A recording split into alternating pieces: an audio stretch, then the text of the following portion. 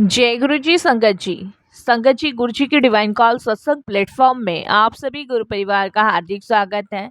शुक्राना गुरु जी महाराज का कि उन्होंने ये सेवा मुझे दी कि मैं आप सभी गुरु परिवार के समीप आके गुरु जी के कल्याण महिमा अनुभव का वर्णन कर पा रही हूँ।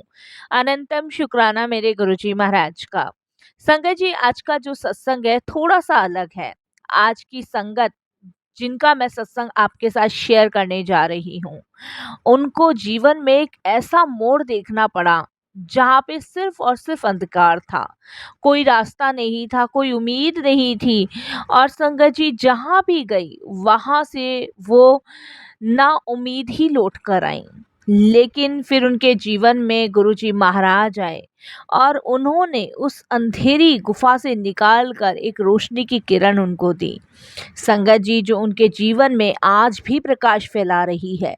संगत जी आज का सत्संग बहुत ही प्यारा है, बहुत ही ब्लेसिंगफुल है। आज आपको पता चलेगा कि गुरुजी महाराज कैसे बिना कुछ कहे, बिना दिखे हमारे जीवन के पापों का अंत कर देते हैं, कैसे हमें हमारे बुरे कर्मों से मुक्त कर देते हैं। तो प्लीज़ संगत जी आज आपको पता चलेगा कि गुरुजी हमारे लिए कैसे लड़ते हैं, कैसे हमें 84 योनियों से पार करवा के एक मनुष्य का जीवन देते हैं और कैसे हमारे बुरे कर्मों को दूर करते हैं।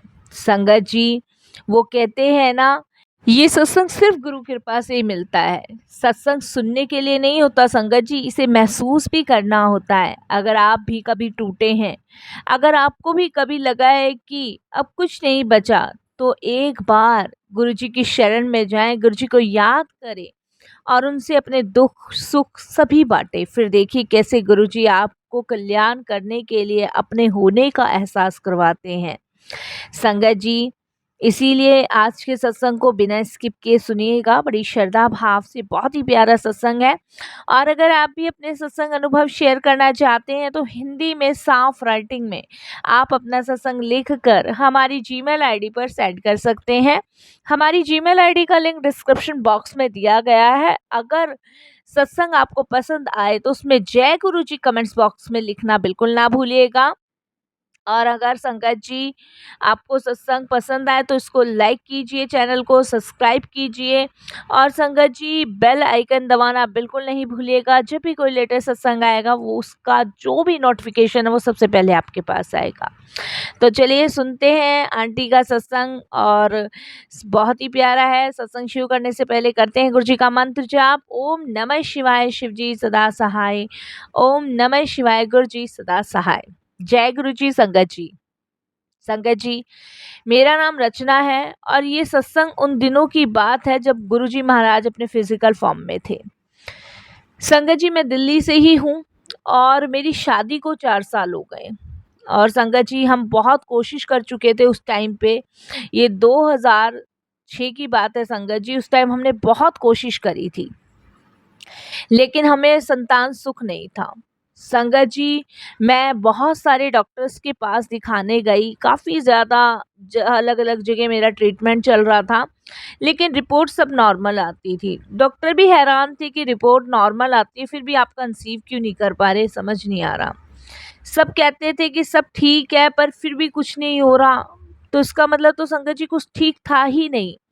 लेकिन वो कहते हैं ना कि फिर इंसान यही सोच के बैठता है कि शायद भाग्य में ही संतान सुख नहीं है। लेकिन फिर भी संगत जी इंसान जो है ना हाथ पैर मारता ही मारता है, क्योंकि उसको लगता है कि कहीं से तो उम्मीद की किरण जागेगी। और संगत जी 4 साल मैंने वेट किया, 4 साल मेरा इतना लंबा ट्रीटमेंट चला लेकिन संतान नहीं हुई। संगत जी जब मैं कंसीव नहीं कर पाई और डॉक्टर्स कहते थे कि रिपोर्ट सब नॉर्मल आ रही है, समझ नहीं आ रहा कि आप क्यों कंसीव नहीं कर पा रहे। काफ़ी दवाइयाँ ट्रीटमेंट भी चल रहे थे पर कोई फ़र्क नहीं पड़ रहा था किसी भी प्रकार का। फिर संगत जी हमारे किसी जानने वाले ने कहा कि भाई जब डॉक्टरी इलाज कामयाब नहीं हो रहा तो किसी ने क्या पता कोई गोद या कोक वगैरह बांध दी हो तो तुम किसी को दिखाओ। भाई डॉक्टरी इलाज तो करवा रहे हो, इसके अलावा भी अलग कुछ दिखाओ। संगत जी धीरे धीरे मैंने पूजा पाठ, तंत्र मंत्र, मंदिर, बाबाओं के पास चक्कर काटने शुरू कर दिए। पैसा तो जा ही रहा था संगत जी, समय भी खराब हो रहा था और संगत जी अंधकार में और जाती जा रही थी। कोई कहता था कि पितृ दोष है, कोई कहता था कि अभी संतान योग बन नहीं रहा, कोई कहता था कि ग्रह बाधा है, कोई कुछ, पता नहीं अलग-अलग सबने बताना शुरू कर दिया। कोई कोई पूजा बताता था, कोई कुछ बता देता था। संगत जी आप विश्वास नहीं करोगे, पैसा तो पानी की तरह बह ही रहा था मेरा। ऊपर से संगत जी इस बार मेरे पति का धैर्य भी जवाब दे चुका था। उन्होंने भी यहाँ तक की कह दी थी कि बस अब नहीं कहीं जाएँगे। क्योंकि संगत जी थक चुके थे। कभी कहीं जा रहे हैं, कभी कहीं जा रहे हैं। और संगत जी रिश्तेदारों के ताने अलग से सुनने को मिलते थे। और जो आप जानते ही हैं बड़े बूढ़े होते हैं तो वो अलग सा नाम देना शुरू उन्होंने कर दिया कि बाँझ है, इसके तो बच्चा नहीं हो सकता, बंजर ज़मीन है ये। पता नहीं क्या-क्या सुनने को संगत जी उस समय मिलता था, मैं बता नहीं सकती। ख़ैर संगत जी मुँह बंद करके बैठे रहते थे, लेकिन वही एक जवाब नहीं था किसी को देने के लिए हमारे पास। संगत जी हस्बैंड ने मना कर दिया था कि अब हम कहीं नहीं जाएँगे, किसी बाबा के पास नहीं जाएँगे, किसी पंडित जोशी के पास नहीं जाएँगे, क्योंकि अब हम थक चुके हैं, पूरी तरीके से थक चुके हैं। क्योंकि अगर हम कहीं भी जाएँगे सबका एक ही जवाब होता है, सब पूजा-पाठ ही करवाते हैं, कभी कोई कुछ कहता है, कभी कोई कुछ कहता है, अब हम नहीं जाएँगे। संगत जी मैं भी थक चुकी थी, लेकिन मैं अपने पति को यही कहती थी कि एक आखिरी कोशिश कर लेते हैं, एक बार और कहीं चलते हैं। मेरे पति का यही कहना था अब कहीं नहीं तो कहीं नहीं, क्योंकि उनका धैर्य संगत जी जवाब दे चुका था, बिल्कुल दे चुका था। उसी समय संगत जी मेरी बुआ जी की, मतलब मेरी साइड की बुआ जी की मेरी बेटी हैं और वो हमारी दूर के ही रिश्ते में लगती हैं। तो संगत जी उनका हमारे यहाँ आना हुआ था। और संगत जी जब उनका हमारे यहाँ आना हुआ तब उन्होंने बताया कि शिवरात्रि है, मैं गुरुजी के दर्शन के लिए आई हूँ यहाँ पे। तो मैंने सोचा कि भैया भाभी से भी मिलती चलूँ। तो संगत जी उन्होंने मुझसे बोला और कैसा सब कुछ चल रहा है फैमिली में? मैंने उसको बताया, मैंने कहा दीदी मैं बहुत परेशान हूँ, इतना ट्रीटमेंट करवा रही हूँ, इतनी जगह पे गई लेकिन कहीं भी कोई भी, मतलब ये समझ लो कोई खुशी का पल या कोई खुशी की बात ही नहीं निकली किसी के मुँह से। कोई कुछ बताता है, कोई कुछ बताता है, डॉक्टर का भी इलाज चल रहा है। तब संगत जी उन्होंने मुझे यही कहा कि तुम गुरुजी के पास क्यों नहीं जाती? तो उन्होंने मुझे गुरुजी के बारे में बताना शुरू किया कि छतरपुर में एक गुरुजी महाराज हैं और वहाँ बैठते हैं, तो वहाँ चलो। संगत जी मैं चुप रही, मैंने कुछ भी नहीं कहा। क्योंकि मैं थक चुकी थी और मेरे हस्बैंड मानते नहीं। और उसने मुझे फ़ोर्स किया, मैंने कहा अब ये नहीं मानेंगे, अगर मैं इन्हें बोलूँगी भी तो। वो कहती है कि तुम चिंता मत करो मैं बोलती हूँ। तो संगत जी उसने मेरी जो मेरे हस्बैंड थे उनसे बात करी और मेरे हस्बैंड ने संगत जी साफ तौर पे मना कर दिया। उन्होंने क्लियर कहा कि हम कहीं नहीं जाएँगे, हम थक चुके हैं बाबा वग़ैरह के पास जाके दीदी, अब जो भी भाग्य में होगा वही मंज़ूर है हमें। लेकिन संगत जी वो कहते हैं ना, पर मुझे कोई अनजानी अदृश्य शक्ति अपनी ओर खींच रही थी। और संगत जी मैंने अपने हस्बैंड से झिझकिचाते हुए बोला कि एक बार चल के देखते हैं, एक बार जाने में क्या जा रहा है। मेरे हस्बैंड गुस्से में मना करने लगे, लेकिन फिर भी मैं एक बार बोली कि आप चलो तो सही। मेरे हस्बैंड बोलते हैं कि तुम्हें जाना है तो तुम जाओ, मैं कहीं नहीं जाऊंगा, क्योंकि मैं थक चुका हूँ, बिल्कुल थक चुका हूँ। मैं पैसा बर्बाद करते करते भी थक गया हूँ और शरीर से भी थक चुका हूँ, क्योंकि संगत जी बहुत पैसा हमारा लगा, बहुत पैसा, जिसने जैसी पूजा बताई हमने वैसी ही करवाई, कोई फ़ायदा नहीं हुआ। संगत जी मेरा मन था, लेकिन मैंने सोचा ये आखिरी बार है, फिर कभी नहीं जाऊँगी। मैं अपनी बुआ जी की बेटी के साथ गुरुजी के बड़े मंदिर गई। उस दिन शिवरात्रि का दिन था, बहुत भीड़ थी, बहुत संगत थी। लेकिन सब शांत बैठे हुए थे, सब कोई शांत बैठा था, कोई हलचल नहीं थी। गुरबानी शब्द वहाँ चल रहे थे और मैंने देखा संगत जी कि वहाँ कोई माइक नहीं है, कोई स्पीच नहीं दे रहा, कोई हल्ला नहीं है, बस सभी शांत बैठे हैं। उस शांति में अजीब-सा अपनापन की भावना मुझे लग रही थी, क्योंकि संगत जी ऐसी शांति मैंने कहीं नहीं देखी थी। क्योंकि मेरी शादी हुई है उसके बाद से मैंने अपने जीवन में हलचल और भूचाल ही देखे हैं, लेकिन गुरुजी के दरबार में इतनी शांति, ये तो पहला मंदिर देखा था। मैं मंदिर और गुरुद्वारे बहुत गई जहाँ भीड़ होती है, संगत जी धक्का मुक्की करते हैं, लेकिन यहाँ तो कुछ अलग ही था। संगत जी जैसे ही मंदिर में और आगे बढ़ी गई, तो संगत जी बड़ा अजीब-सा मुझे लगा कि जैसे किसी ने मेरे कंधे पे हाथ रखा है। और हाथ संगत जी इतना मतलब सॉफ्ट, इतना हाथ सॉफ्ट कि जैसे किसी ने रुई रख दी, जिसे सिर्फ मैं महसूस कर पा रही हूँ। संगत जी मैंने फटाफट से पीछे मुड़ के देखा। संगत जी जैसे ही मैंने पलट के पीछे देखा, तो संगत जी कोई भी नजर नहीं आया। संगत जी मैं आगे बढ़ी, 2 कदम और आगे बढ़ी, तो किसी ने धीरे से मेरे कान में कहा, तेरा बच्चा तुझे मिलेगा, लेकिन सबसे पहले तुझे अपनी आत्मा को साफ करना होगा। ये किसी ने संगत जी मेरे कान में कहा। अब संगत जी मेरे को ऐसा लगा कि शायद ये मेरा वहम है। और संगत जी उसके बाद मैं डर सी गई। पास कोई था नहीं, आवाज़ किसकी थी मुझे कुछ समझ नहीं आया। और ये बात संगत जी वहाँ की है जहाँ पे गुरुजी महाराज का शिव मूर्ति जो है बड़े मंदिर में, आप सभी ने देखा होगा। तो मैं थोड़ी सी घबरा सी गई। और संगत जी उसके बाद मैं आगे चलने लगी।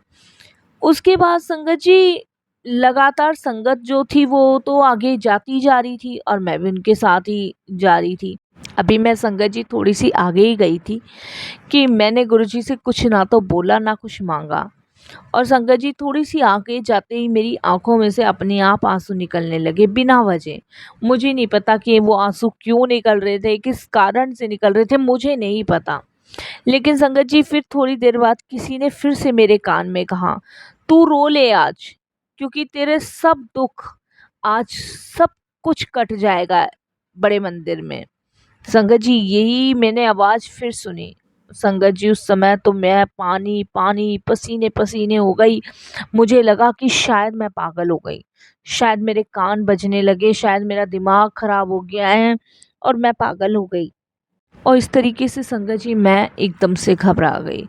घबराने के बाद संगत जी फिर गुरुजी के दर्शन करके मैं उस दिन घर आई। घर आने के बाद संगत जी घर आते ही मुझे इतनी तेज बुखार चढ़ गया, इतनी तेज बुखार चढ़ा कि 3 दिन तक ना तो संगत जी मैंने कुछ खाया, ना पिया और ना ही मैं संगत जी बिस्तर से उठी। आप बिलीव नहीं करोगे, मैं सोती रही। लेकिन संगत जी जब मैं बिस्तर से उठी तो मानो ऐसा लगा जैसे मन बहुत हल्का हो गया हो, बहुत हल्का। मेरे हस्बैंड ने संगत जी मुझे बहुत डॉक्टर्स को दिखाया था जब मुझे बुखार था, लेकिन वो बुखार उतरने का नाम नहीं ले रहा था। मानो जैसे संगत जी गुरुजी मेरा कोई बड़ा ही कष्ट काट रहे थे। संगत जी जब 3 दिन बाद मेरे को हल्का महसूस हुआ तो ऐसा लगा जैसे किसी ने मेरे अंदर से कोई गहरा बोझ निकाल दिया हो। कहते हैं ना संगत जी, हमें खुद भी नहीं पता होता कि गुरुजी कौन सा कष्ट, कौन सा कर्म हमारा काट रहे होते हैं, हमें नहीं पता। संगत जी समय बीतता रहा, गुरुजी के दरबार मेरा जाना लगा रहा। गुरुजी के दरबार जाती थी, माथा टेकती थी, कुछ बोलती नहीं थी, संगतों में बैठती थी, शबद बानी सुनती थी। कुछ महीनों बाद मैंने फिर संगत जी टेस्ट किया और उस टाइम मैं प्रेग्नेंट थी। लेकिन संगत जी मुझे ये नहीं पता था कि शायद अभी और भी दुखों का सामना मुझे करना था। संगत जी मैं प्रेग्नेंट तो हो गई थी, मेरे लिए बड़ी खुशी की बात थी, मेरे हस्बैंड भी बहुत खुश थे और मेरे को लगता था ये गुरुजी की कृपा है। संगत जी लेकिन जैसे ही मुझे चौथा महीना लगा मेरा बच्चा गिर गया। सबने कहना शुरू कर दिया कि बहुत बुरा हुआ, बहुत बुरा हुआ। बहुतों ने तो ये भी कहना शुरू कर दिया कि इसके कभी बच्चा नहीं हो सकता। संगत जी लेकिन मेरे अंदर से अजीब सी शांति मुझे मिल रही थी और ऐसा लग रहा था कि नहीं, मैं माँ ज़रूर बनूंगी। उस टाइम मैं गुरुजी से बिल्कुल नाराज़ नहीं थी, क्योंकि मैं जानती थी कि हो सकता है ये गुरुजी की लीला हो। मैं एटलीस्ट कभी माँ नहीं बन पा रही थी, मैं कंसीव नहीं कर पा रही थी। आज मैंने कंसीव तो किया, आज मैं गर्भवती तो हुई। मैं भले ही बच्चे को जन्म नहीं दे पाई, लेकिन मैं माँ तो बन सकती हूँ, ये तो क्लियर हो गया। और संगत जी ये सिर्फ गुरुजी की कृपा से था। मैं शुक्राना करती हूँ गुरुजी का। गुरुजी की लीलाएं संगत जी यहीं ख़त्म नहीं हुई। फिर संगत जी एक रात मुझे सपना आया कि गुरुजी मुझे शिवलिंग पर जल चढ़ाते देख रहे हैं और बोले, अब की बार जो आएगा वो सिर्फ तेरा बच्चा नहीं होगा, वो मेरी ब्लेसिंग्स होगी। संगत जी ये ड्रीम मैंने उस दिन देखा और उसके बाद मेरी आंखें खुल गई। संगत जी, आप विश्वास नहीं करेंगे, मैं फिर से दोबारा प्रेग्नेंट हुई। और जब मैं दोबारा प्रेग्नेंट हुई तो संगत जी मुझे संतान सुख मिला। इस बार संगत जी सब कुछ नॉर्मल था, सब कुछ, बिना दवा, बिना डॉक्टरी सपोर्ट के। लेकिन संगत जी डिलीवरी के समय मैं थोड़ी सी डर गई थी, परेशान हो गई थी। लेकिन जब डॉक्टर ने बच्चा मेरे हाथ में दिया तो सबसे पहले उसकी आंखों में मैंने देखा, और संगत जी वो आंखों में देखकर मैं थोड़ा सा डर गई, कांप गई, भयभीत हो गई। संगत जी, उस बच्चे की आंखों में वही शक्ति थी जो मैंने बड़े मंदिर में पहली बार महसूस की थी। जैसे वो सिर्फ मेरा बेटा नहीं है, वो गुरुजी की ब्लेसिंग्स है, गुरुजी की कृपा है, गुरुजी का ही स्वरूप है। संगत जी, गुरुजी की, महाराज की कृपा से मैं प्रेग्नेंट भी हुई, माँ भी बनी, और उन सभी लोगों के मुंह भी बंद हुए जिन्होंने मुझे ताने मारने शुरू किए थे। संगत जी, आप जानते हो, जब आपका बुरा समय आता है ना तो आपके साथ कोई नहीं होता, और वही टाइम था जब मेरे हस्बैंड के साथ कोई नहीं था। कोई अपना बच्चा भेजने से भी हमारे घर डरता था। संगत जी, सत्संग का सार जो दिखते हैं वो नहीं होता, सत्संग का सार वो होता है जो हमारे जीवन को बदल देता है। मैंने गुरुजी के बहुत सत्संग सुने हैं। संगत जी, गुरुजी ने कभी मुझसे कुछ नहीं कहा, लेकिन उन्होंने मेरी आत्मा से बात की हमेशा। और कभी संगत जी आप महसूस कीजिएगा कि जब आप गुरुजी के पास बैठेंगे ना तो गुरुजी आपसे नहीं, आपकी आत्मा से बात करते हैं, उनसे पूछते हैं। संगत जी, उन्होंने मुझे साफ किया अंदर से। गुरुजी जब संगत को जोड़ते हैं ना तो उन्हें बर्तन की तरह मांजते हैं ताकि उनका मन निर्मल हो जाए, वो नीवे हो जाए। उन्होंने मेरे कर्म जलाए मुझे बिना बताए, और सबसे बड़ी बात, उन्होंने मुझे माँ बनाया। लेकिन उससे भी बड़ी बात संगत जी कि उन्होंने मुझे भक्त बनाया, अपनी संगत बनाया, अपनी संगत के रूप में चुना। इससे बड़ा और हो क्या सकता है संगत जी, इससे बड़ा कुछ भी नहीं हो सकता। ये गुरु ही कृपा तो है जो मुझे मिली संगत जी, नहीं तो मुझे नहीं लगता इस लायक हम थे कि हम कभी गुरुजी की संगत बन पाते। संगत जी, शायद मेरे भाग्य में था ही नहीं। ये गुरुजी अच्छे से जानते थे कि मेरे भाग्य में संतान सुख था ही नहीं, क्योंकि मेरे पिछले जन्म इतने माड़े थे कि मुझे इस जन्म में भाग्य, मेरे संतान सुख नहीं था। लेकिन गुरुजी ने मेरा भाग्य ही बदल दिया, इस जन्म में मुझे संतान सुख की प्राप्ति करवाई, जिसके लिए मैं गुरुजी का तहे दिल से शुक्राना करती हूँ, बहुत बहुत शुक्राना करती हूँ। संगत जी, अगर आपको भी लगता है ना कि आप अकेले हो, कि कोई सुन नहीं रहा, कोई देख नहीं रहा, कोई बोल नहीं रहा, तो बस आंखें बंद कीजिए और गुरुजी को याद कीजिए। वो बिना बोले, बिना दिखे आपकी आत्मा में काम कर रहे होते हैं। उस समय आपकी आत्मा को नीवा बना रहे होते हैं, निर्मल बना रहे होते हैं, और जो आपको लगता है कि खो गया है, गुरुजी उसे और सुंदर रूप में लौटाते हैं। बस श्रद्धा रखिए, समर्पण रखिए, और संगत जी हमेशा सत्संग सुनिए। सत्संग में वो ऊर्जा होती है, वो ताकत होती है जो गुरुजी महाराज हमें देते हैं। सत्संग के माध्यम से गुरुजी हमारे अनेकों सवालों के जवाब देते हैं। सत्संग के माध्यम से वो बहुत कष्ट काटते हैं, ये मैंने खुद महसूस किया है। संगत जी, जब मैं प्रेग्नेंट थी उस टाइम मैंने गुरुजी के सत्संग सुनती थी, गुरुजी के दरबार में। लेकिन संगत जी, गुरुजी महाराज ने मुझे एक बेटा तो ब्लेस किया, लेकिन उसके बाद गुरुजी जब फिजिकल फॉर्म छोड़ के गए उस समय हम सब टूट गए, बिखर गए। ये मानो संगत जी उस समय जैसे कि सब कुछ खो गया हो हमारा। संगत जी, लेकिन गुरुजी ने उस समय भी अपने होने का एहसास कराया। मेरे बच्चे में संगत जी गुरु की कृपा है, वो हमेशा गुरुजी के स्वरूप के सामने जाके बातें करता है। जब वो छोटा था तो गुरुजी के सामने बैठ के बातें किया करता था, खेलता था, और मैं यही सोचती थी संगत जी कि गुरुजी कैसे बच्चे को खिला रहे हैं और कैसे बच्चे के साथ बच्चे बन गए हैं। कभी कभी मेरी सास जो है मेरे बच्चे को गुरुजी के पास से ले आती थी, लेकिन मैं वापस छोड़ आती थी, क्योंकि मुझे पता है कि ये गुरुजी का बच्चा है और ये गुरुजी की ही ब्लेसिंग्स है। मेरा कुछ भी नहीं है, जो है मेरे गुरुजी का है और सब अपने गुरुजी के चरणों में समर्पित करती हूँ और यही कहती हूँ कि मालिक आपका कोटि कोटि शुक्राना, कोटि कोटि धन्यवाद कि आपकी असीम कृपा मुझ पे, मेरे परिवार पे, मेरे बच्चे पे बनी रही।